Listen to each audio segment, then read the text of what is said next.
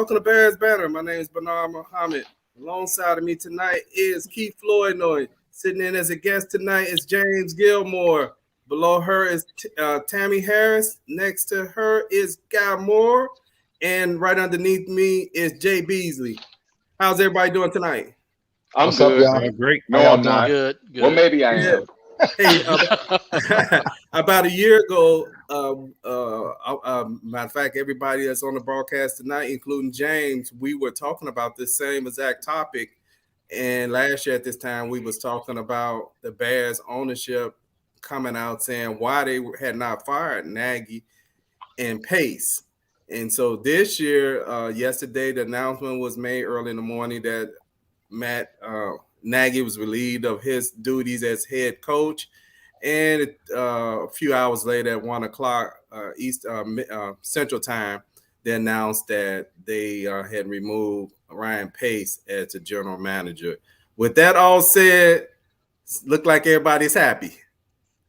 Merry Christmas. We're I'm not melancholy. going to say that, but okay. I'm You melancholy. said not really happy, Plank. Hey, elaborate, Plank. What's your feelings on after you saw the press conference? And that's why we kind of convened it too. Like, what are some of your thoughts after seeing the press conference?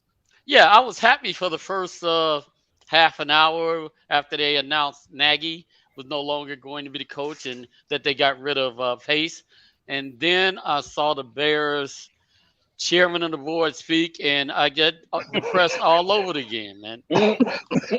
That dude, how do you spend your entire life around a football team and grow up and get to be a 70-year-old man to say, I don't know nothing about football? I don't understand. I don't understand.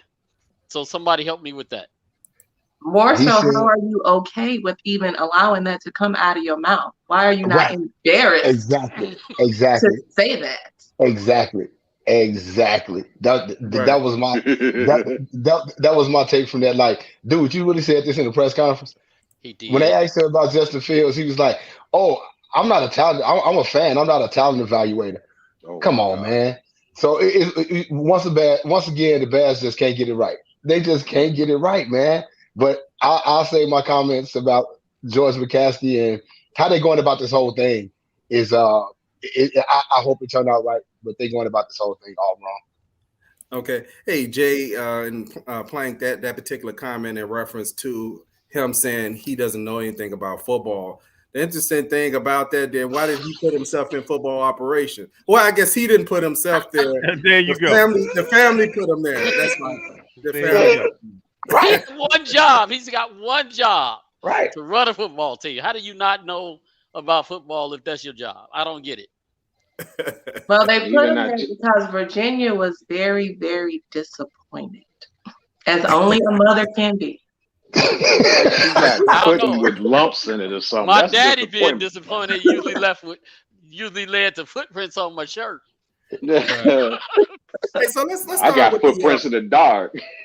let's start with I got a couple of questions, and then we could kind of like eat on some of that and then dive into some of the press conference. Okay, first question I want to bring up is, do you believe that the decision to fire Nagy was made prior to Sunday's game? What about you, James? Yes. Well before Sunday. I think it was done at least 2 weeks ago. That's all I gotta say about it. Yes, it was definitely done before this week. Okay.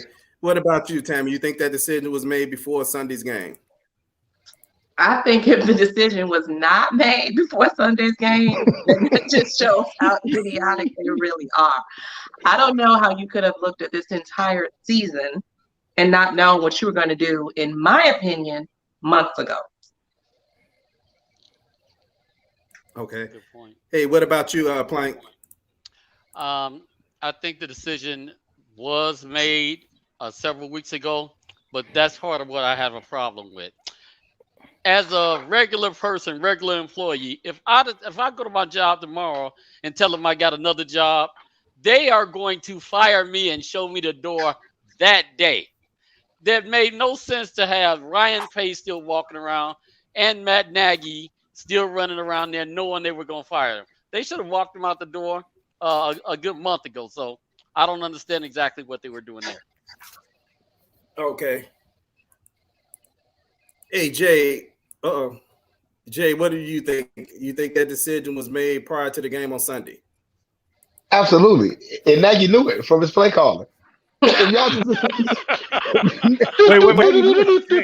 Wait. Nagy knew it from his play Say calling. that again. Hey, I'm gonna tell you something. I actually think the decision to fire Nagy had came about right around Thanksgiving. I think he had been told that he was going to be relieved of his duties at the end of the season, but some kind of way, I think it leaked out to a few media people, and they threw it out there, and the Bears was like, the brass was like, man, we didn't want them to tell people, but yeah, the decision had already been made, and if it wasn't made, the way he called that game Sunday. Like I said, Sunday, he did it his way, baby. If you go out with a bang, like in that movie Juice, on top of the world, baby. That's how Nagy went out Sunday. When his play called it, that's how he went out Sunday. So yeah, the decision had already been made, and I think he had already knew that was his last game that he was going to coach. Okay, hey Guy, what do you think? You think that decision to let go Nagy was made before Sunday? Let me flip this coin. I think it definitely was done before then. No, but I was just saying that you know what, Jay actually brought up a very good point. What happens in organizations and even in certain instances, there's twofold thing. They're like, well, we haven't fired a coach by the end of the season, before the end of the season. Well, you know what? Let's just make a trend or whatever it is. Well, I tell you what you do. We're going to leak out that he may get fired, and let's just see how people perceive that. And then he saw the overwhelming response, and a narcissist, because he really just like, okay, I want to do it my way. It's like, no, we're going to stick the course. But I actually believe that it was like, that was absolutely true. But just like they were talking about, which we'll get into later, and my whole thing on it later, when they said, oh, we're going to, earlier before, like 3 or 4 games ago, they said, well, they're thinking about taking the football operations portion away from Ted Phillips and have him do something with business. And then they put some of these other guys here. He was like, no, Ted has nothing to do, from a very credible source, Ted has nothing to do with football operations. Stevie Wonder, Helen Keller, Ray Charles, them 3 mice, and all of them knew what the deal was, and Ted has had his hand in the cookie jar. They just do this stuff, just going back and forth.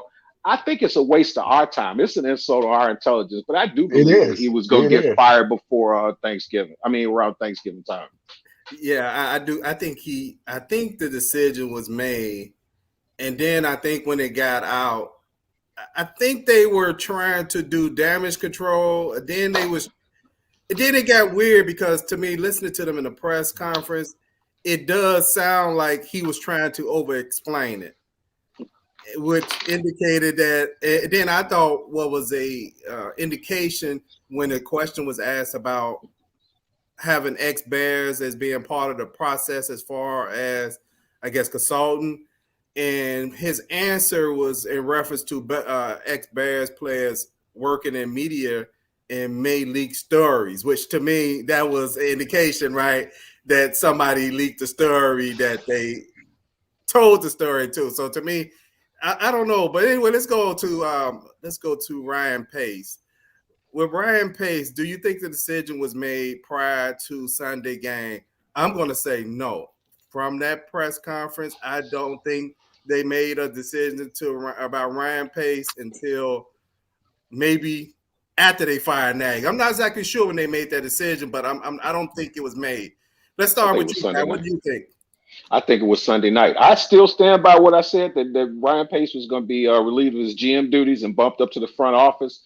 But what I really found very surprising when he was talking about, he brought in Bill Polian. Bill Polian. I mean, if anybody knows his record and the type of guy he is, he ain't the type of guy that's going to sugarcoat nothing. He probably walked up to him and said, man, I know that's your boy, but he got to go. You need to scratch this, man. And I'm telling you right now, this is what you need to do. First of all, you get rid of your coach. You got to get rid of Ryan. I'm sure you could find a mailroom job for him to pay him 6 figures in the department. You could kind of do him like, if y'all understand, y'all remember Trading Places, we can call him Clarence Beeks. So it basically be on the payroll. He'll be on the payroll. You won't even never see him or nothing. But then somebody accounting like, who is Clarence Beeks? It's like, it's Ryan Pace. But I do believe that because they are good friends, I do believe that he was going to retain him. And I really feel that Bill Polian came in and said, dude, you're going to have to blow this, you know what, up. And that's my story. And I'm definitely sticking to it. Okay. Hey, James, what's your thoughts on that as far as Ryan Pace? Oh, I knew he was gone when him and Nagy walked off the field together after the game. I knew he was gone.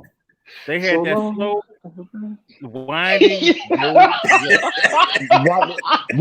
waddling down memory lane. Okay. It was like, yeah, remember we started together, you know, they came to the end of the road. That's how I said he gone too. Wasn't some of them boys and men in the So you think he already knew, but you mean do you if he didn't know, he strongly thought he was. Okay. He strongly thought it was, even if the Bears hadn't told him. Okay. But yeah, he was ready. He was prepared. Yeah. His ego told him. You know what? That's something that you could think so bad at your job, think of like Matt Nagy. If they were not going to fire Matt Nagy, he just figured they was. Well, you know, he's not African American because you wouldn't have seen either of those individuals at that stadium had they known that they were going to be fired prior to this fiasco. Yeah, all right. I'm just saying, it's the truth. Right. Hey, Tabby, what about you?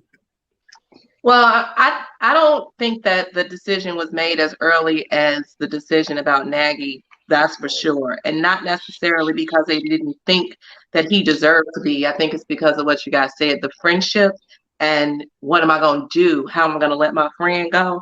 Where am I going to put him? You know, how am I going to help him save face maybe some kind of way out of this? So I do think that it was made much later and very reluctantly. That's a very, very good point. That's an excellent point. I think that Matt Nagy did such a masterful job on his last press conference of tying everything he did to Ryan Pace that it made it pretty clear that both of them needed to go. He did.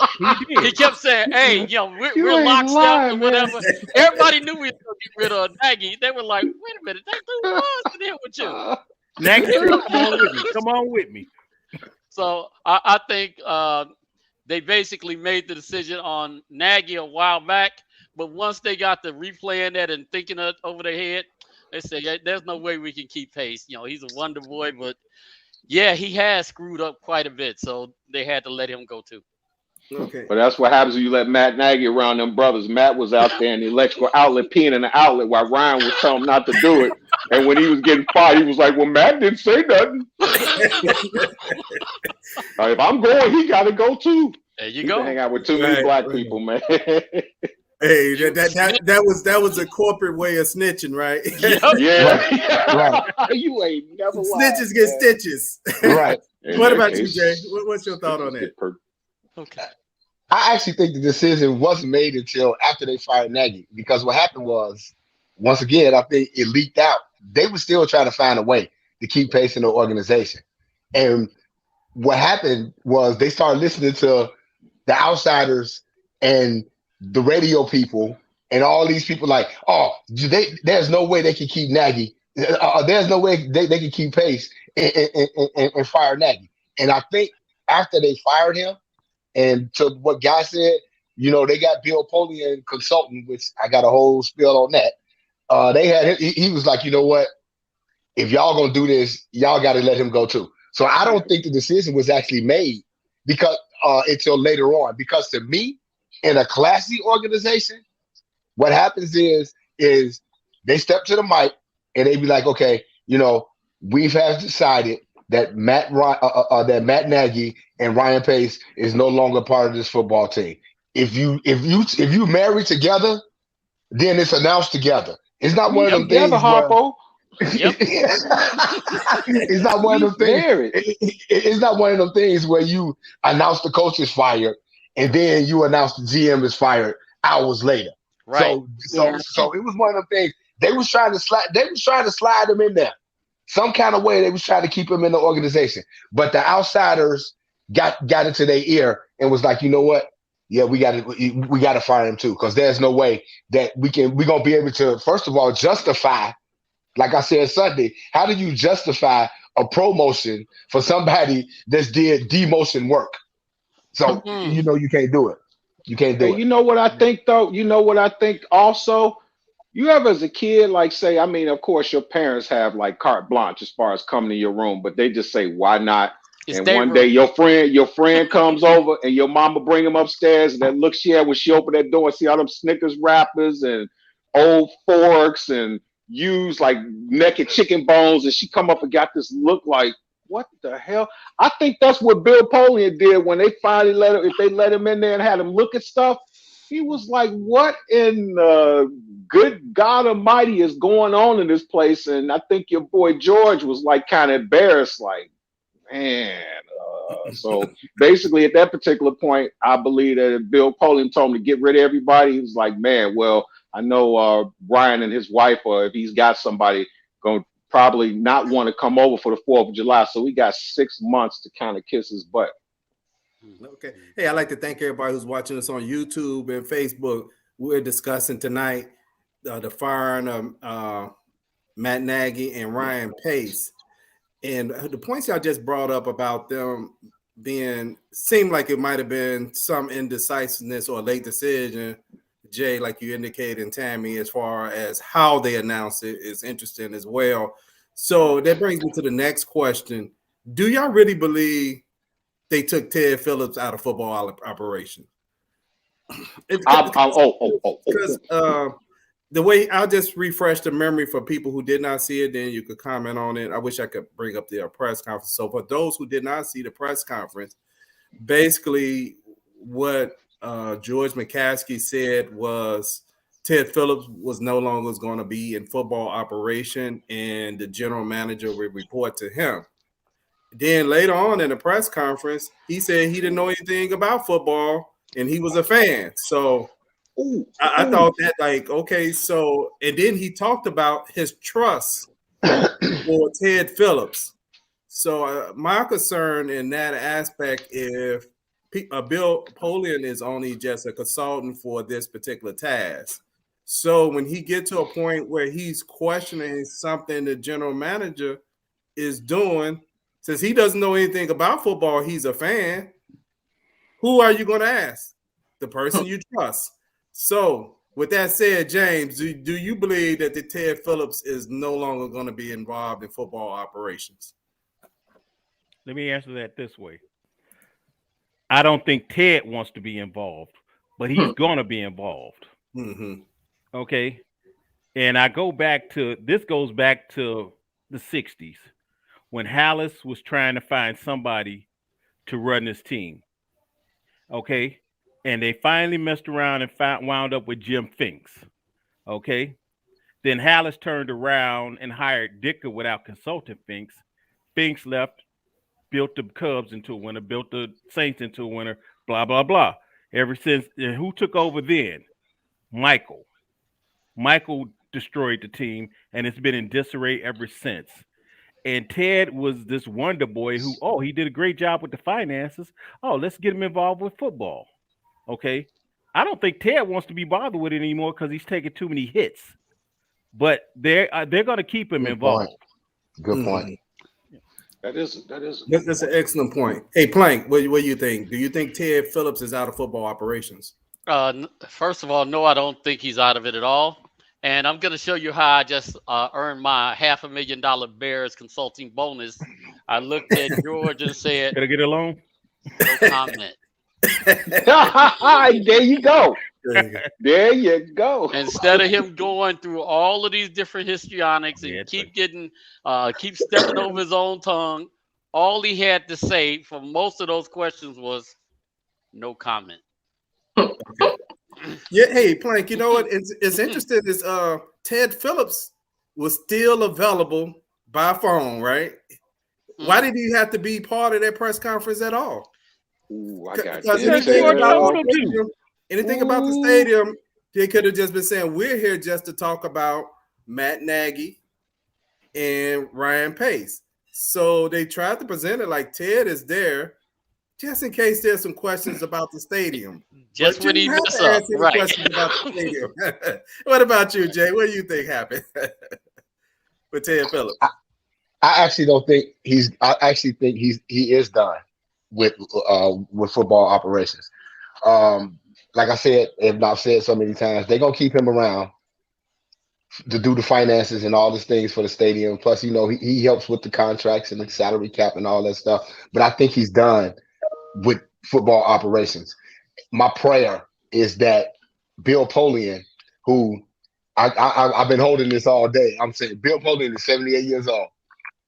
I just hope that his resume speaks for itself. I don't want to underhand or undermine people about Bill Polian and his resume and the things that he's done. But at the same time, I want some fresh, young, innovative stuff to happen with this Bears organization.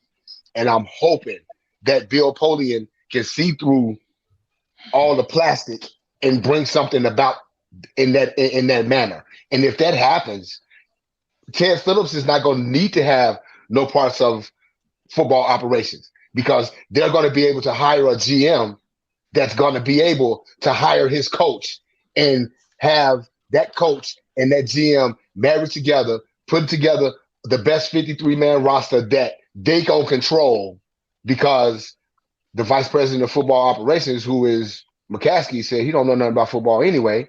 So I'm just hoping that they get the hire right. If they get the hire right, Ted Phillips won't need to be involved. That's a I great want point. to come Hey, back to that later, Jay, doing something you just said. Go ahead. Okay, yeah, let's just dig on that a little. Now, come on, tell me, read this before I come to you. Mo said George needs to realize he doesn't know what he's doing either. He needs to relinquish his power as far as being the last guy to approve who's being added to the team. Tammy. Did I go already? Okay. Well, okay. No, you go ladies first always. Mm-hmm. Okay, so I agree with James and I agree with Jay. I don't think that he wants to be in football operations, and I actually don't think he's going to actually be in football operations per se. I think he's going to be involved in this decision. And the reason I think he's going to be involved in this decision is because of the nature of corporate America and where they've gone. If anybody has interviewed recently, they go to these panel interviews, right?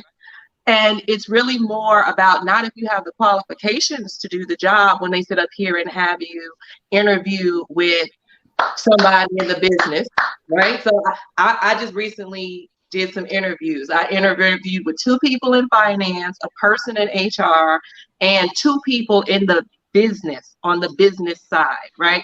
The business people said they can't ask me squat about finance or accounting. They have no working knowledge of what it is I do or how I will do it, right? But what they want to know is, do you fit into their culture? Mm-hmm. How do you work with people? That is why they have him involved. From that standpoint, I believe. I don't believe that he's going to be part of football operations as far as making decisions. He's there on the panel to see how does he fit into what we do and how we do it. Okay. Guy, what would you have? Ooh, I'm about to blow up right now. My answer is absolutely, positively, yes, he is. And I'm going to tell you why. First and foremost, what do a drug addict and a narcissist have in common? Both of them are who they are, and they probably really don't want to be who they are, but they can't help it. And I'm going to tell you why. Let me run something down to you real quick. In the press conference, one of the writers asked, he said, are you going to think about going with a more general manager with more of a football background? George said this: in our structure, the GM, who has the ultimate football authority and oversight of all football operations. Different structures work for different teams and sports, but we believe that this structure works for us. He said he's going to find a general manager, and who's going to assist him? Ted Phillips. So if they give him out of football operations, I know you put the whole thing like what they do, like these different politicians. They spin this whole thing and they throw out a couple little subliminal words and they put that little dot in there. They said, okay, Ted's on the Zoom call. For what reason? He don't need to be, number one. Number two, back when they said that, they're thinking about relinquishing him. You hear about them, they were going to relinquish football operations. This guy says he has nothing to do with it. But then he comes right up to the conference, and one of the first things that he says after all this little spiel about, the sports writer pass, and now he wants to segue real quick into talking about how Nagy's kid had to endure him getting dogged out at a football game. He goes and says, yes, we preferably would like to look for a general manager, and Ted Phillips is going to assist us. If he's out of football operations, don't you have Soup? He said, and then he did something very strategic here. He listed is it Lamar? They call him Soup Campbell. They listed the sister that's part of the Tanisha scouting, and Tanisha listed all these people right after he said that, because what happened was they didn't want you to sit on that fact of, wait a minute, you say he out of football operations. Why does he need to assist you, or why do you need him? If he knows nothing about football, he doesn't have that. Why can't you bring somebody in who's credible and knows? So he put that little dot out there and started throwing all these names out. And you're like, wait a minute, who is this and this? Who is? You completely forgot about that. He was throwing so much stuff out there and little dots. But I do personally believe that some way or another, I do agree to a point that I don't think Ted really wants anything to do with football. But I think from a power structure standpoint, and he's probably going to be sitting in this chair after a week or two. I'm just dealing with money. You said, what about a football player? Oh, I can help you with that. So I do believe that some way or another that he is going to be involved. I hope I'm wrong, though. I really pray to God, because if we got to deal with George McCaskey doing something with football operations. Well, Ted positioned himself with that when he who he's with? Arthur Anderson, I believe. Yeah, and he positioned himself and made himself valuable. You see what happened with Arthur Anderson, Michael's right-hand man, because of the money. Yeah. Well, after he did such a good job with the money side, once they got rid of Michael, they said, "Oh, well, let's just keep Ted because he learned something." And Ted just got pigeonholed in there. Right. But if they were going to fight, if they were going to get some former players to come in consulting, there was one player that I would have liked to have heard from, and it's going to be a shot in the dark, and it's going to make you laugh. They didn't say nothing about as much as about Peanut Tillman. Why? Because Peanut Tillman's in the FBI. You know what I'm saying? If it's anybody that I want to come in and help my organization, who was a staple to our squad, going to keep his mouth shut, it's going to be Peanut. And we get to that whole Olin Cruz thing, boy, with that, because I don't want to hear right. No comment. Right. No comment. Let me see if that basically goes into what they're saying, right. Let me see if I can bring this tape in. Hold on. Let's see if we can bring this in. Time initiatives, and we're adding staffing and hiring outside vendors to help us with our exploration of the Arlington Park property as a possible stadium site. That is a long-term proposition. In the meantime, we're focused on the here and now, and the more important business of finding the next general manager and head coach of the Chicago Bears. Okay. So they focus on finding the next general manager and head coach of the Chicago Bears. Which one are we gonna go first? The chicken or the egg, right? Are we gonna hire? That's going back to what I wanted to get back to what Jay was talking about. Yeah, so let's go with Jay. We go right to what Jay was talking about. So right now we in a position where we were in 2015, I believe that was the year, where we had just fired Trestman, and we had just fired Phil Emery. Right. And the Bears had to decide were they going to hire John Fox and Ryan Pace. Those were the two that were being hired. So we're in the same predicament that year. So, Jay, where do you think we're going from there? Are we going to hire the general manager first, or are we going to hire the coach? Or they don't know what they're going to do. They're just going to try to figure it out. Right. They don't know what they're going to do. But us as fans and people that got common sense know that you should hire your GM first. You should hire your GM and let your GM hire his coach.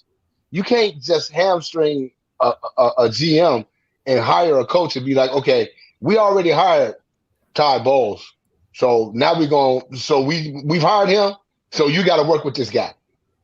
That structure, it doesn't work. You got to hire your GM first and let your GM hire his guy. So this ain't a 90-day marriage like those TV shows? No, it's not. No, this ain't 90 days in or 90 days married or whatever those shows. They did that mistake when they hired John Fox. Right, that's what they did. Right, that's and what they you did. see what happened with it. John Fox didn't want Mitchell Trubisky, but because Trubisky did all these cute things and everything, they drafted him. Right. But the Trubisky thing was 2 years after Fox got that. So I don't even count it.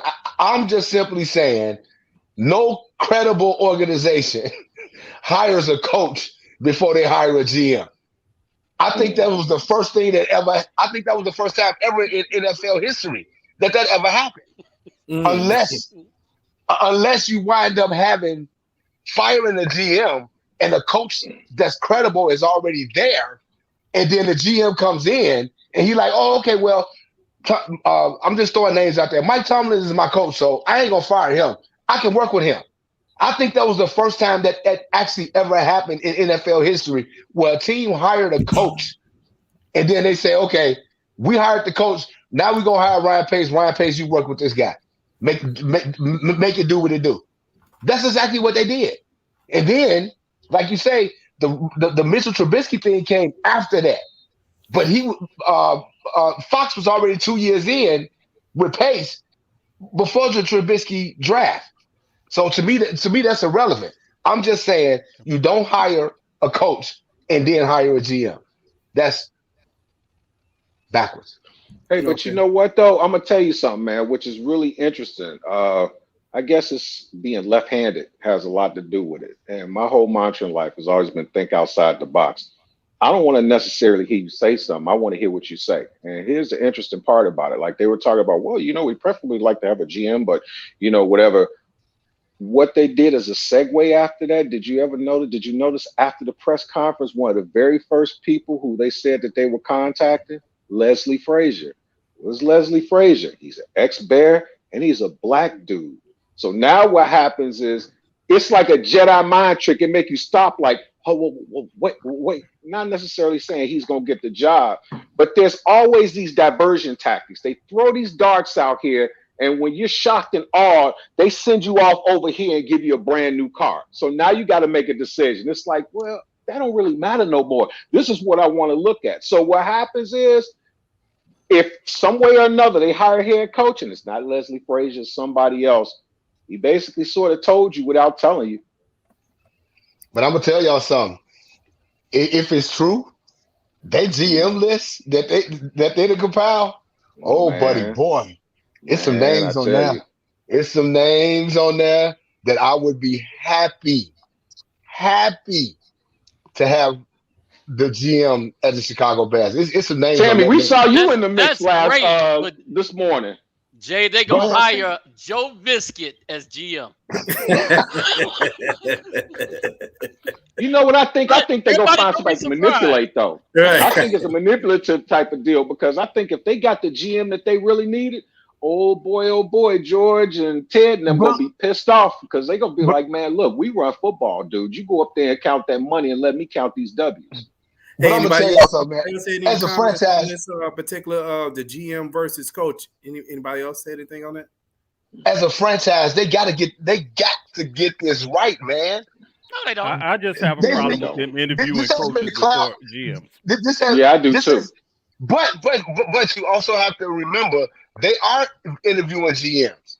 They are interviewing GMs, but they've compiled a list of GMs that they are interviewing, and they're interviewing the coaches as well. So it's not like they're interviewing all the coaches. Why are they interviewing the coaches? If you got the GM, that's his job. You get him, and because you get him, it's the same 4 or 5 coaches. See, we like these coaches. How about you interview them? And the GM say, I don't like these guys. I got L and M. I don't like A and B. I want to interview. But it's just like But it's just like corporate America. You're gonna have one interview with the plain Jane, and then you'll have the interview with the big wig. I mean, come on, y'all have to realize it's a lot of head coach jobs open. So everybody interviewing everybody, and it's a lot of GM jobs that's open. So I mean, I'm not I'm not taking that as a face value thing that why they interviewing the coaches. But they, as long as they interviewing GMs as well, and they hire the GM first, I'm okay with that. But you got to talk to these coaches, man, because Well, the only you're way not I the can only see that team working is looking like for a what Tabby coach. said.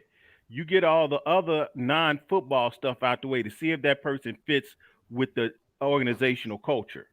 Okay. But I don't want George, Ted, or anybody sitting in there saying anything about football. Okay, to those coaches. Okay, that should be the GM. I totally agree with that. But at the same time, I'm not going to dismiss that they interviewing coaches. You know what's going to happen, Jay? I can't dismiss that. I can't dismiss that. They're going to Because get a if you new don't, GM, and 5 minutes later, they're going to that GM is going to announce who the coach is. And they're gonna probably talk to the coach before he get hired. I mean, the GM before he get hired and say, "Well, this is our guy. Yep. This is the guy that we want to go with, but we'll announce that you here first." See, No, this is why I no, said a few months no. ago, if they knew they was going to fire Nagy, this is why I said that if they did know that, they should have pulled the plug on Pace. Yep. Earlier, so they could start interviewing general managers. So when the time comes, when you fire Nagy, you might already hit a GM in place. So that's why I was saying they should have just. That's why I wasn't totally convinced that Pace was going to be fired until Sunday's game. I think they was going to find a way to keep him in the organization somehow, and he probably was going to be in the role that George McCaskey ended up in, and then he was going to report to George McCaskey. And then you can hear my job. My mama gave me this job. That's what I thought was going to happen. But I just anything else on this subject, and then we could move into whatever direction y'all want to move in. Y'all want to move into coaching candidates, some part of the interview. I would like to talk about the thing with Olin Cruz for a minute, and also no comment. Okay. Which one y'all want to deal with first? Wait, can I say something real quick? Cruz, or y'all want to go with the coaches? Well, Tammy first. I was going to say Tammy first. Tammy, you got something to say. Well, what I just wanted to say is that the unfortunate part is the prediction that the Bears put themselves in. They didn't know they were going to fire Ryan Pace because they very reluctantly did it. But I'm with Jay. They have to interview coaches right now because they have to express interest. They don't have a choice but to express interest because of the number of head coaching jobs that are open, and some people are going to be going after the same people. So they have to at least throw their hat in the ring. Ideally, in a perfect world, yes, you would have the GM first, and you would show that GM the respect of being able to hire his coach. But unfortunately, because the Bears do things backwards, and they did not make timely decisions, and they weren't proactive to think about all the stuff that they're now doing. Even if they hadn't formally made the decision to say, we're definitely going to pull the trigger, if this is the direction that they believe they were going in, some of this evaluation of GMs and coaches should have been done on a whiteboard with them in a room figuring it out and come up with a list of people that they actually wanted to interview so they could go boom, boom, boom, boom. And ideally hire your GM first. There have been almost 20 names thrown out allegedly that the Bears should consider. 20. They've requested almost 20. They've requested interviews with almost half of them. Yep. And they still ain't got to the one that I really want them to get to. And that'll be the next segment. We're gonna talk about that. But my thing is, I feel if there was some continuity about what they were looking for, you would see that in who they chose to interview because it would be targeted. Now, for George McCaskey to go out, they should know what their must-haves are. And from that press conference, George McCaskey. Might as well be Joyce. They have will be not Joyce even next time. identified what our must-haves are. We could have this, we could have this. We don't have preconceived notions about this or this. You should, at this point, have some preconceived notions about what you want to set up your future. That's not a bad thing. You need some direction. You should want somebody that has head coaching experience because you need it. You should want somebody that knows both sides of the field because you need it. You don't need, and even if somebody is more of a defensive mind, which I'm not against, or an offensive mind, which I'm not 100% against, you know, they should still know both sides because they're not the head coach of the offense. They're not the head coach of the defense. They're the head coach of the The team. entire team. They need Speak to on, understand girl. the game. Speak on, girl. What? A coach that coaches both sides? They got those? But Tammy Just, said something. You said something, Tammy, that, and I was just thinking about that. Bill Polian is from the coach, right? Right. Yes. They've asked to speak to Morocco Brown. I think he was the first one they announced. And they asked to speak to, I forgot his name, but somebody else in the coach organization. Died. They've been I believe thinking. his last name is Died. I think that they've been thinking about this for a while. They've been thinking about this for a while, and they got those guys targeted. Yes. Oh, the Colts are so much better, right? Because the Colts are really doing well.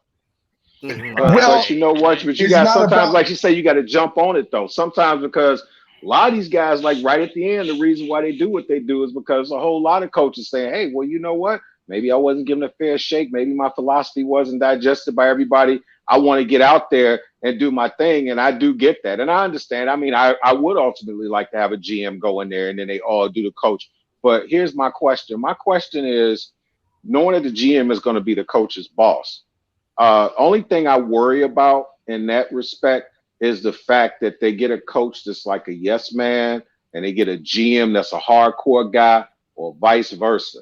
That's the only thing I worry about. I just want us to get the best the best GM and coaches that we humanly possibly can. I don't care what order, but in the business world, and even Tammy will tell you too, you can be a manager, the manager and your general manager might get fired.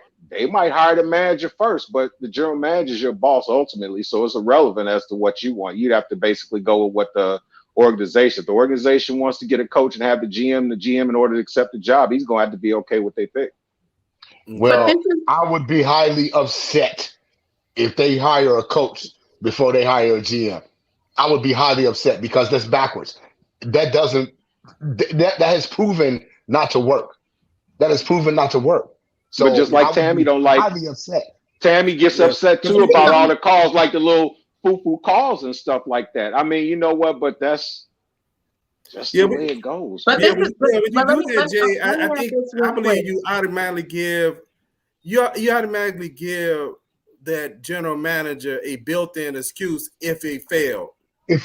Absolutely. You already give a built-in excuse. So you really already gave him an opportunity to at least pick his own coach. So, which is why Ryan Pace was like, which is why Ryan Pace was like, when they fired John Fox, he's like, I ain't want him anyway. I picked Mr. Trubisky. I picked Mr. Trubisky because I didn't want John Fox as my coach anyway. So I felt like I didn't have to consult him because he ain't my coach. That's how that went down. Yeah. But let me add this. Even if they've been thinking about it, what I'm saying is that they didn't do targeted thinking about it because you should know at this point what your must-haves are. And from that press conference, it's clear you should have a list of what your must-haves are. And it's clear they don't. You need that at a minimum. That would help you whittle down your list. Hey, can I put a question on the board for you guys, which is something I just thought about, which is interesting. Bill Polian is 78, right? And they're touting this guy's like, oh, he's great and all that stuff. Why has he been given the cape with the S on the back of his chest so liberally? But when people start talking about very credible quality coaches that are older and they too old, I mean, it's different, but it's the same. I mean, because think about it, though. I know from the standpoint of him coming in, but he might have old school ways. He might be thinking about, this is what you need to do because back when I was with Indianapolis and such. I mean, it's the same thing like with Bill Parcells, and even somebody else had mentioned something which it's going to be kind of hard to do in this day and age too, is have a guy like a Harbaugh come in and give him a spot of coach and general manager. I mean, it's like a business now. Everything, like how structured, how football teams are run and the stuff like that, a lot of it through the whole league, it's almost like just going to work a 9 to 5, but you wearing a helmet and pads. Yeah, hey, guy, what I will say is I'm going to give the answer that George McCaskey gave yesterday when okay, you can wake me up after you came up. No, I'm just playing. Go ahead, bro. His answer was George Hollis. George Hollis was actually in his 70s or whatever when he picked Mike Dicker as the head coach, right? That's really much what his answer was. He went to something in reference to George Allen handpicking Mike Dicker as his coach. So, and that was the downfall of the Bears. That was the downfall of the Bears, and that's why Jim Finks left after that 83 draft. And if you look at it, the Bears had the youngest team in the league when they won the 85 Super Bowl. How is it that team only went to one Super Bowl, but the Niners and the Giants went to multiple Super Bowls? And the Bills went to 4 because they didn't win. No, because during that period. Because they Bill Polian was I want to say was the general manager of Buffalo at that time. He hired Mara Levy. Yeah. You know what? To answer James' question, because they fired Buddy Ryan and because they dismantled the team the year after they won the Super Bowl, or some of the key players, because at that time the Bears really were cheap. Did they fire? Did they fire Buddy Ryan? Who Jim thinks did they fire Buddy Ryan? Or did he just go to Philadelphia? Did he just go to Philadelphia? Did he just go to Philadelphia? They fired him and Mike Dicker didn't get along. That's why him and Mike Dicker didn't get along, which is why he left. But he left or did he get fired? I didn't know. I forgot. I got to double check. I don't know. I don't remember. But he got a head coaching job. What dismantled the 85 Bears at that time was money. Wilbur Marshall kicked that whole thing off. When they didn't want to pay Wilbur Marshall that money after that Super Bowl and had already had Al Harris and Todd Bell sit out for the entire season, that's what dismantled that. That's what dismantled that. Because after that Super Bowl, Wilbur Marshall, they didn't re-sign him. And then you had Buddy Ryan leave. Gary Fensick retired, right? Yeah, which made Dicker feel good. But he realized that, hey, you know what? I'm really not that good if my defense ain't that good. I'm going to tell you something real quick. Wilbur Marshall. Hey, but I'm going to answer my own question in a way. And this is why I'm going to give you a perfect example. And I'm going to use my other squad, Tony La Russa. You know what? If you're an older person, the one thing that you have is a wealth of knowledge. The one tangent is, as an older person, are you able to adjust? The one thing that Tony La Russa, which was the greatest thing that he ever did, and everybody and motherfather can go back on my Facebook post. I'm like, he's the right guy. He's the right guy. Why? I said, because number one, he speaks Spanish. I said, number two, Tony La Russa proved that he could win through these decades. And what was the first thing that Tony La Russa did? He made Jose Abreu and Tim Anderson the captains. He said, you got a problem? You go to the captains. If they can't fix it, I'll fix it. Look what happened to us. Our older player, I know a lot of young guys say, oh, they out of touch and all that stuff, but football is X's and O's. You can get something like you take a Bill Parcells, and if everybody was open-minded as far as football players and put on there, Bill Parcells could come right in here right now and fix our team just like that. But because he's a guy that I know more than you, we see what happened with the Patriots. I know more than you. I've been in here, and I'm not going to adjust for anybody because I've done that. If he can't adjust if an older guy can't adjust with the times, just like football used to be a game and now it's a business. If you're an older guy, I'm just saying, it's just my opinion. Well, when you look what you just said, guy, this is not the first time the Bears did this. The Bears actually brought in Ernie. What's his Ernie? Accorsi.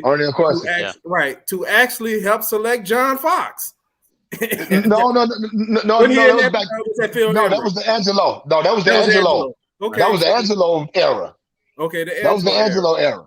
So this is not new. The Bears actually bringing in outside consultants to help them make a decision. which is kind of interesting, right? Which lets you know that you have owners that have no idea what they're doing. Because their whole thing is like, we own the team, but we gotta hire somebody to hire somebody. That lets you know that they have no clue of what they're doing. You know what, Tammy? This is what we gonna do. Me and you, we gonna go up to Hallis Hall with this thing right there and go sit up there with George.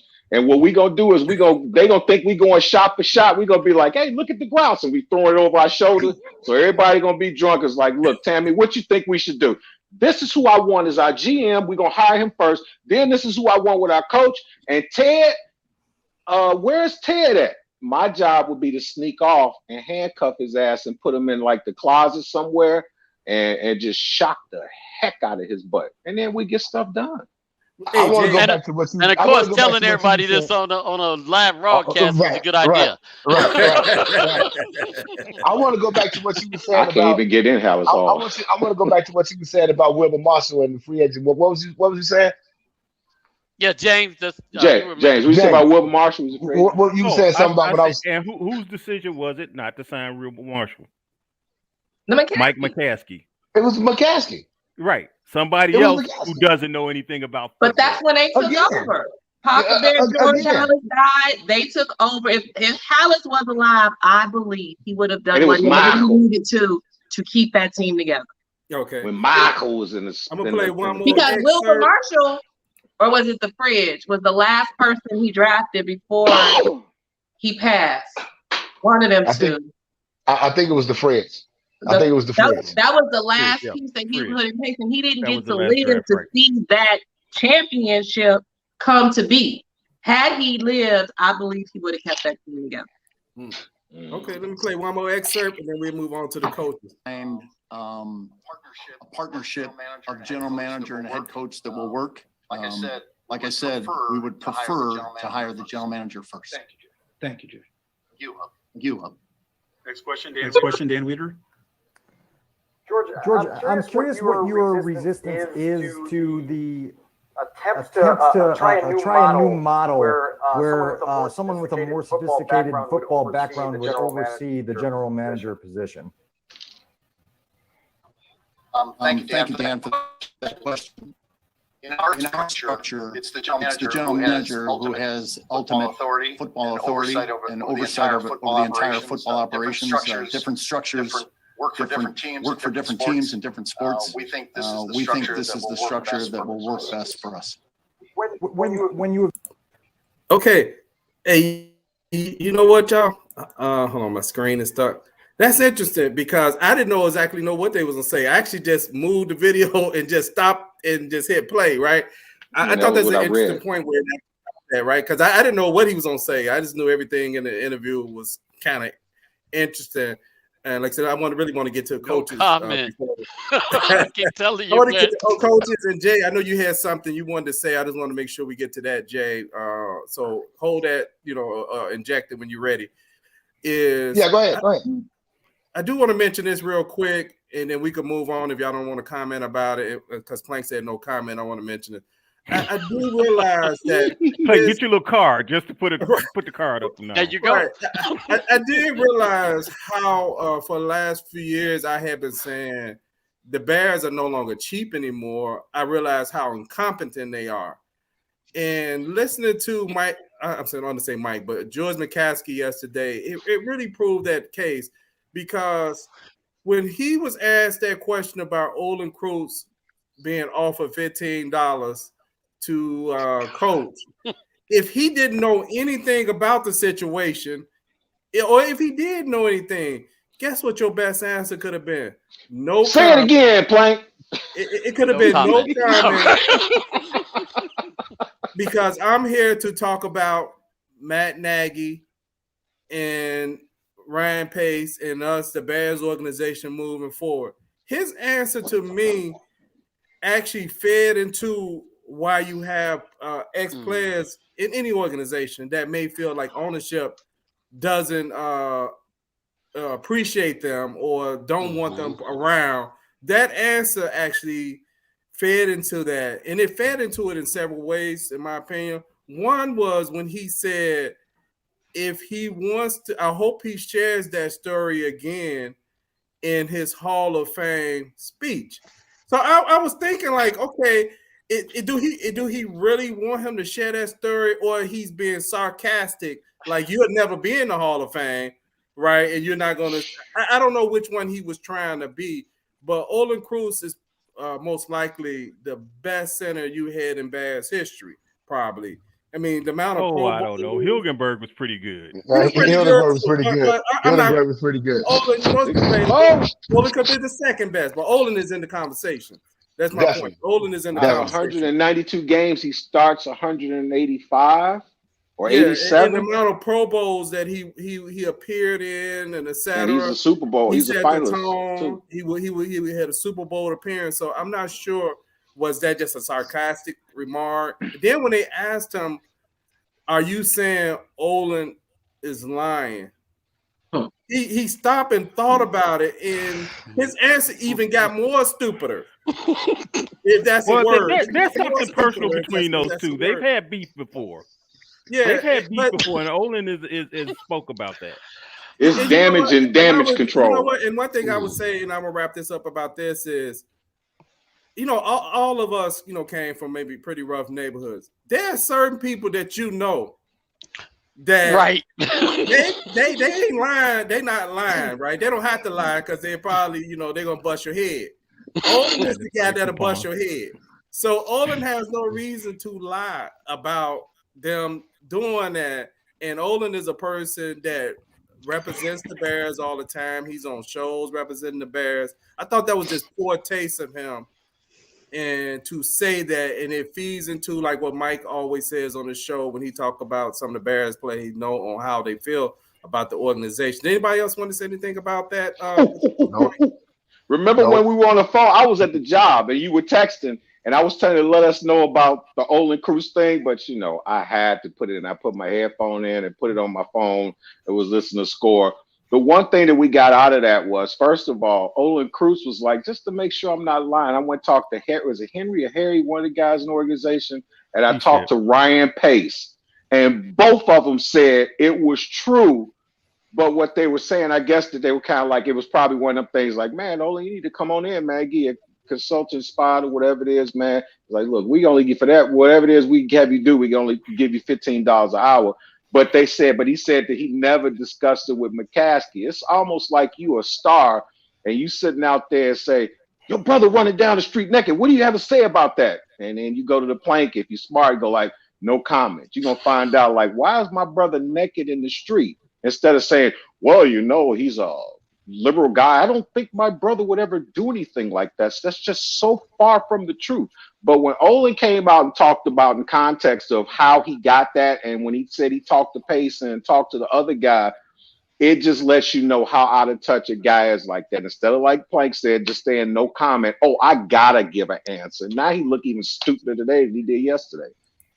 Yeah. Olin Cruz probably outside his house right now waiting to open his mouth. That ain't gonna be a fair fight. Some people you just don't mess with, I'm telling you. Man, that's like Bruce Lee fighting a fetus, man. Come on now. That ain't the same. It is. So who are some of the candidates that you like for let's go with coaching, because GM is a little bit more complicated to know a whole lot about them. What are some of the candidates that you like out there playing that as far as for coaching for Chicago Bears? Give me about 3 names. Jim Harbaugh, Leslie Frazier, and that's the only 2 names that I'm coming up with right now. They're ex-Bears. They actually get the fan base, excited again. As far as Harbaugh, I mean, that's almost like a story that writes itself. He's been successful. He was drafted by the Bears. He knows the Bears culture. There's no reason for him not to be a highly thought of candidate.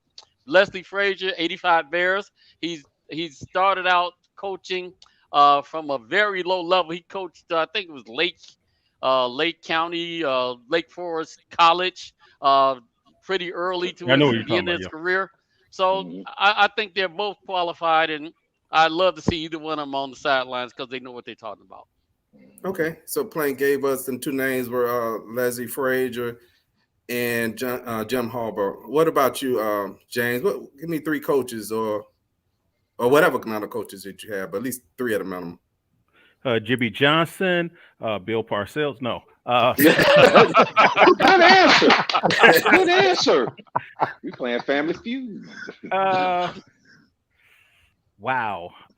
What's the guy that just got released by Miami? Although I have some questions Brian about Flores. Brian, yeah. Yeah, I Brian got some questions Flores. about Oh, how yeah. that all went down, but definitely want to interview him. Leslie Frazier, want to talk to him. A third one is I can't come up with a third one yet because I really need to know the GM and his vision to see how that will fit. So it's just kind of odd for me to say, "Hey, let's go. I want to talk to this guy and get a GM that doesn't have the same vision." So I just go with those two. Okay, so you got Same two. Same two, exactly. Yep. Thanos. Wait. You ain't saying no comment? No comment. What about you, Tammy? Well, it's funny. They said the three names that I was going to say. Jim Harbaugh, Leslie Frazier, and Brian Flores. Now, of course, I love the idea of Jim Harbaugh and Leslie Frazier because they are ex-Bears. They know I believe they know what the Bears' identity and brand should be. And I think that needs to be established. And I think whatever GM they bring in here, they need to understand what the idea. They don't need to create a Bears brand identity. They need to rebuild the identity that we had and drive it home. Not create a new vision. We are the Bears. We are the monsters of the Midway. And that needs to be drilled down people's throats, in my opinion. Now, Jim Harbaugh has almost a 70% winning record in both the NFL and in college. He took the San Francisco 49ers to 3 straight championships. NFC championships. His first 3 years. The last year, riddled with all type of, personnel issues that created problems. So we really don't know what he could have and should have done in his 4th year. But I believe he is a proven winner. He knows the Bears culture. He knows our fan base. He knows both sides of the ball. He has a winning mentality despite what people say because he didn't win the Super Bowl. At the end of the day, every year there can only be one Super Bowl winner. I get it. You ain't going to win it every year. But do you have a winning mentality? And I think he would have gotten there if he hadn't been interrupted. Leslie Frazier, same thing. He knows our mentality. He knows our culture. His winning record is not as good. It's only 40%. But he inherited a crappy Minnesota team. I think they went 3-13 his first season or whatever. He had like an abysmal team. And I don't know all of the story of what the building blocks were or what he was working with at that time because y'all know I don't follow most other teams like that. I just love my Bears. But I still believe that he has a winning mentality. I believe that just because he is more of a defensive-minded person, that we can help reestablish that. But at the same time, I think he knows both sides of the ball, just like Jim Harbaugh. And I think that's important.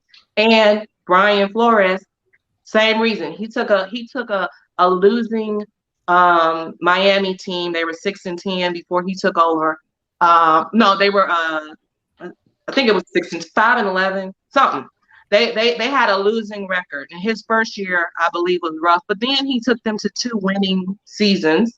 Not great, but building. So I believe he has the ability to build with the building blocks that, he got. I like the fact that they all have head coaching experience. And of course, I love the 2 that have the Bears connection. Let me jump on that real quick because Tammy, about Brian Flores, he also took over a team that they said had the worst roster in the league. Mm-hmm. He took over Miami. And the only reason I didn't name Jim Harbaugh because I think Harbaugh will use the Bears as leverage. That's the only reason he wasn't on my list. Mark, I just saw my name in it. What did he say? He said he wanted his old neighborhood buddies, Milton Garrett and Jeff Patterson, to be coach. Mike Quick plays the role of Ollie Cruz.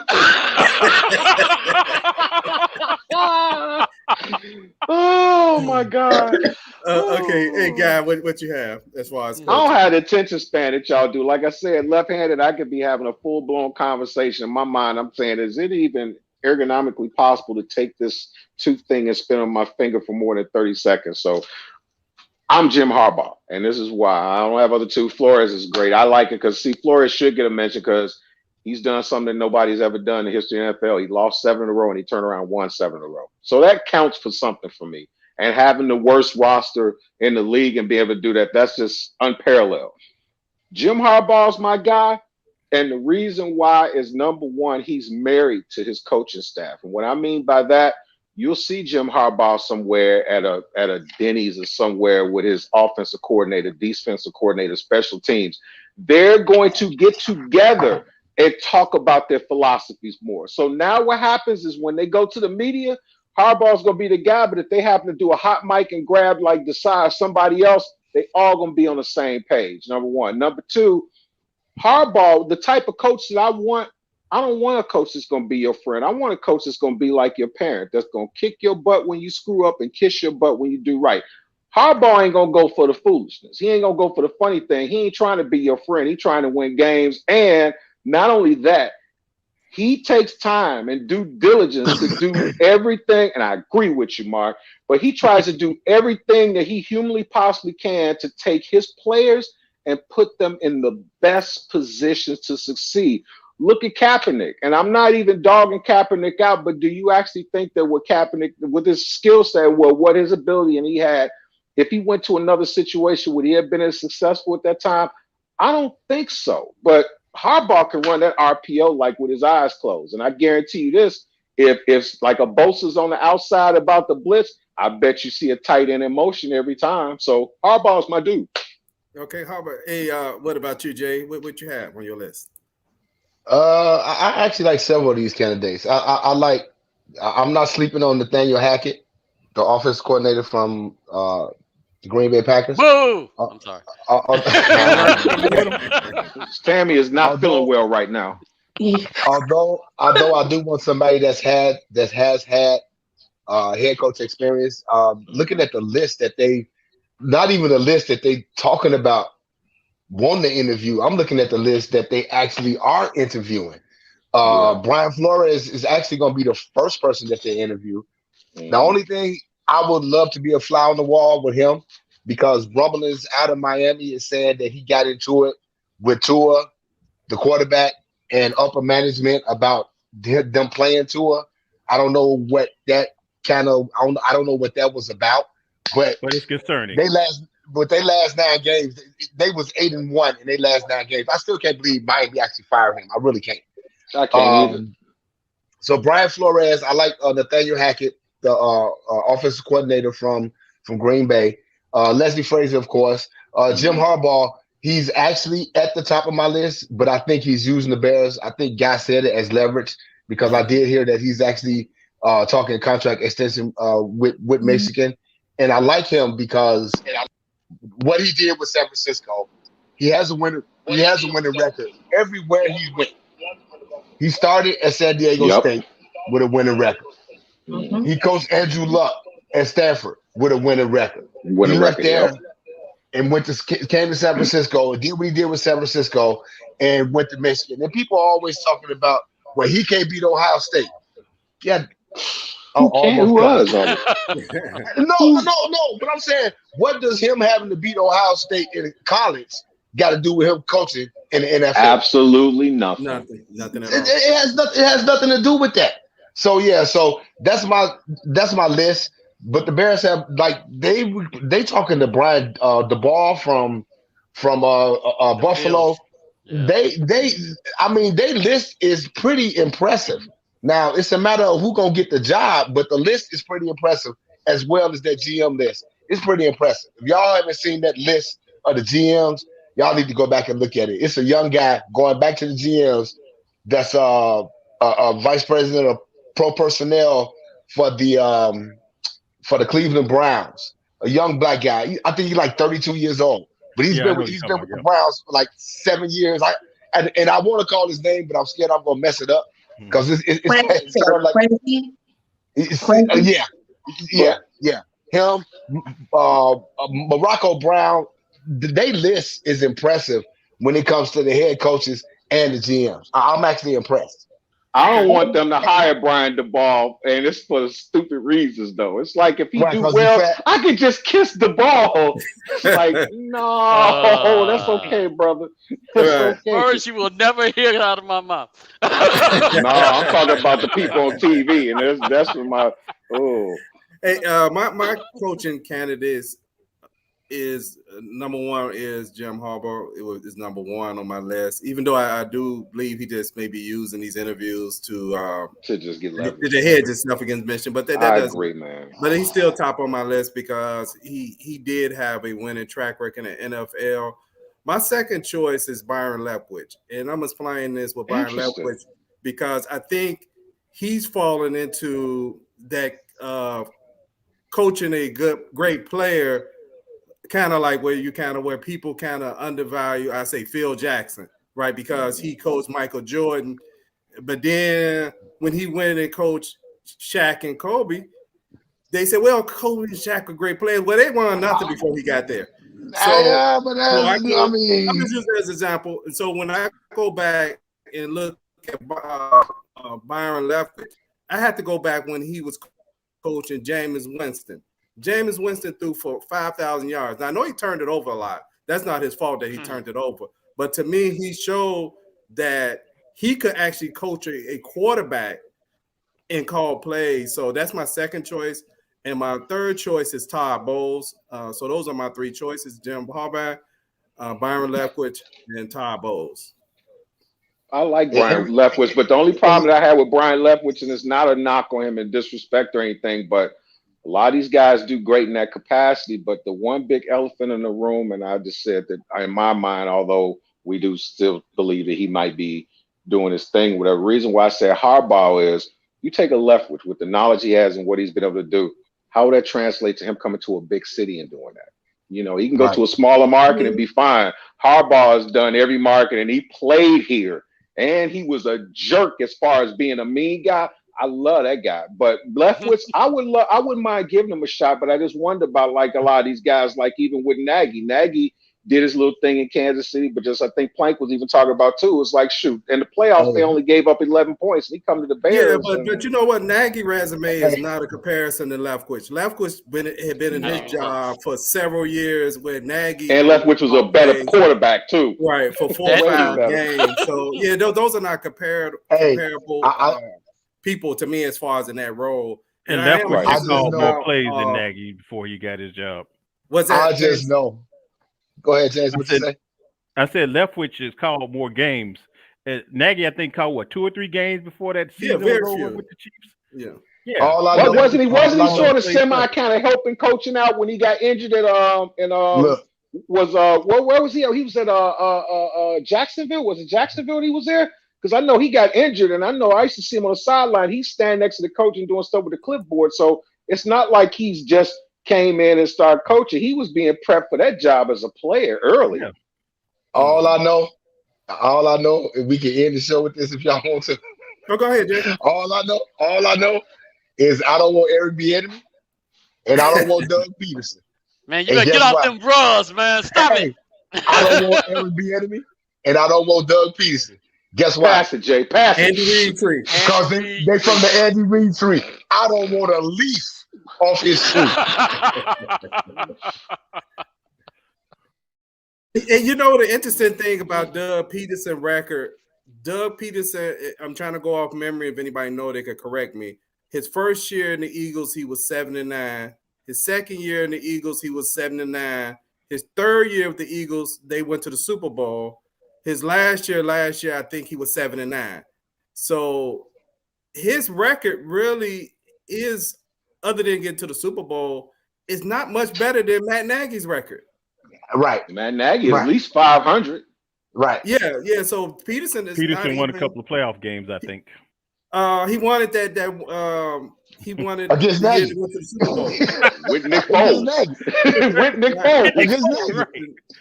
Yeah, I think other than that, I don't think they had any playoff appearances. But I think he he was fired. Not so much of that because they had just went to the Super Bowl. I think it might have been the same thing we're talking about Brian Florio. There was a conflict between him wanting to move away from Carson Wentz because he had benched Carson Wentz at some point last year. And I think Sounds smart to me. Yeah, and the organization decided that's the direction they want to go, but Carson Wentz still wanted to be traded. So I think that's why he was eventually fired. But I agree, Jay. I don't want anybody from Andy Reid's tree. Nope. And, nope. Yeah, because they haven't shown shown anybody who's a first-time head coach. That's my thing. That's my thing. Exactly. We are a major. We are the most storied franchise in this league. This ain't training day. Right. I'll put cases on all of you. Come on, man. I agree. Training these guys. I agree. I agree. I totally agree. And Jay, I will say, yeah, they may have an impressive list of people that they are interviewing, but I still don't think it's a targeted list. And that is what I don't like about it, because for what we need, they should know and define their must-haves in a coaching position. They should know that. To me, if you got a list, you got a target. Because if you're not targeting nobody, they're not on your list. So I'm just going by the list that I've seen of coaches and GMs that they have scheduled or requested interviews for. And the list is impressive. I got the whole list because I was actually trying to do something before we got on, but I didn't have time. But the list is impressive.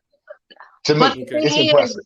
When I'm saying, what do you want for your organization? That's what I'm talking about. Just because you got a list of impressive names who have a resume doesn't mean that you have defined what you want for your organization. But you got to start somewhere. But you got to start somewhere.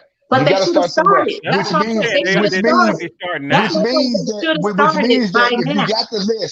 means that if you got the list, when you bring these people in, you can ask them, okay, this is what I want for the list. What is your vision? But you got to start somewhere. You got to start somewhere. This list, before it became public, in my opinion, should have been whittled down long before. Tell me that's what Let me play a short clip, and then we wrap it up to the guy who actually really runs the Chicago Bears. Let me bring him up. Oh my God! I thought you was gonna bring Aaron Rodgers. Your reputation in town, and whether it's here, talk what have you. I'm curious, did you consider bowing out of the coach and GM search? Obviously, I know that there's a change, but did you consider not taking part in it and letting George and Bill and Soup and Tanisha take it from there? I would say to you that I think the group that we have has different viewpoints, different ways of looking at leadership, different ways of looking at the skill sets of different candidates. So I think I'm looking forward to it. In my 38 years at the Bears, and being involved in a number of these searches, I think I've learned a lot, and I think I have a lot to add going forward. Well, quick follow-up then. The question I asked George earlier: how are you individually going to treat this differently in interviews than you have in the past? Because again, you look at the results of the past. Hires have not gone the way you guys were hoping. So what's going to be different for you in your perspective when you're talking to these prospective GMs and head coaches? Well, I would say this: that the hiring of Ryan Pace and Matt Nagy, I don't regret that. They both brought a lot to the Bears. Ultimately, on the field, the results were where we wanted to, but okay. Yeah, I didn't know that was one of them random pieces too. I just moved and saw his face and just went for it. It sounded like he was doing. He was double talking, literally. Anytime somebody said, I've been a part of an organization and I think, I got a problem with that. Yeah, exactly. Because the bottom line is, what do you mean? I think after 30 years with an organization, I think I learned a lot. Okay. 38 years. 38 learned a lot. 38 years. So in 38 years, you think you learned a lot? That's not good. That's just like you 27 years old talking about I learned how to ride a bike when I'm 5, but you riding around the street on a 10-speed with some training wheels. First of all, if you see a 10-speed with training wheels, take a picture. I gotta see that. Hey man, look, we got Phillips doing football operations. Anything is possible. So, hey, if there's any more comments or anything about the press conference, coaches, or anything y'all like to address before we wrap up the show, I'd like to see us come back whenever we get a GM, outside to do a show. Like if we get the GM and the coach, and we get to sit up and look, and then we can kind of assess where do we need to go. I mean, let's just we're sort of try to, as we do, we'll just try to sort of take that whole front office situation out there and then see what we got. And see what strengths and weaknesses they have, and let's see where we go. And I just want to say, I think the Bears will have their GM within the next 7 days. Okay, you think it'll be in the next 7 days? Okay. Yes. And I just want to say, I pray they get it right. Hey, and if they get it in the next 7 days, isn't it Martin Luther King Day coming up or something like that? Yeah. They'll be tripped out. Yeah, I pray they get it right too. I mean, we Bears fans, and we've been Bears fans all our life. And I'm a Raiders fan. Like this to week. see us. I'm a Raiders fan this week. Are you a Raiders fan this week? Okay, this week. We'd like to see the Bears win a Super Bowl, but you have to get in the playoff too to win a Super Bowl. And right, and it's been almost torturous. Watching the Bears all these years. I mean, sometimes I just go with the year 2000 and the lack of playoff appearances. And I just want to close. And when you go back to when Lovie Smith was fired at 10-6, the statement that was made was that was not good enough. And if the Bears was serious, I was okay with that if that was the direction they was going. That 10-6 is not good enough because we want to be a Super Bowl winner. But since hold on, Bernard. You got to put the other thing that was said in there too, though. What's that? You got to put the other thing that was said in there too. What was that? Emery said he wanted a more media-friendly coach. Okay. Now, I don't know what y'all think about it, but I know to me, that was cold. That was cold. Okay. Yeah, but okay. So yeah, in reference to that, if they meant that, then I'm okay with that, right? If you don't want to settle for mediocrity, I'm okay with not settling for that. But the Bears have been mediocre since they fired Lovie Smith. So it's not like, you had like 1 years here and there, but at the most part, you had you had 1 year with Matt Nagy where he had more than 10 wins. And guess what? He was real media friendly. He was real media friendly when that 12-4 season, wasn't he? You want to know what my PAN card is to my debit card? It's easy to be media friendly when you win. Yeah, it sure is. That's because Emery. Let me put it this way, without saying too much here. Emery had some friends in the media, and I think they got a little upset when Lovie started feeling himself. How abrasive Lovie got with some of them. I'll leave it at that. But Dicker was cussing folks out on the podium, and when he was winning, it didn't matter until they started losing. Yep. The bottom line is the media loves those friendly cha-cha guys. That's why they don't like Mike Tomlin. That's why they don't like Bill Belichick. Right. Because the bottom line is, I'm not trying to tell you nothing. Mm-hmm. So that's why, they talk about media-friendly coaches. You got these coaches that be, it's okay. It's okay. Like Pete Carroll. Seattle Seahawks, he's a media-friendly coach. Mm-hmm. But you got guys like Bill Belichick and Mike Tomlin and a couple of these other guys, even the little guy from Green Bay, LaFleur. He not media-friendly. But guess what? How can you be media-friendly in Green Bay? You winning. Yeah, we win. All that takes care of everything. Lovie was 10-6. Right. He didn't make the playoffs because it was a weird year. He was 10-6. That's winning. Right. Like I'm saying, I think it was more there than that. In Chicago is a different market when you're talking about media. A lot of these teams, when they go out there at their game, they're lucky to probably have 2 media representatives out there questioning them. You go into Chicago, it's probably 20 or more there with microphones, badges, etc. Yeah. So hey, it's a more tougher environment, and you got to be tough for some of them because some of the questions, I even think some of the questions are stupid at times. Yeah, like hi, I'm from South Korea. Nagy, what did you think of Squid Games? Ain't got nothing to do with football. You know what I'm saying? But Hold on. What's the ultimate question? What's the ultimate question? Football post question. Mr. Williams, how long have you been a black quarterback? Remember that? I don't know. I've been a black quarterback all my life, but I only do good on Black Friday. I remember that one. I do remember that one. All right, so we'll end on that note. We'd like to thank everybody who watched us tonight on YouTube and Facebook. Y'all have a nice evening. Peace.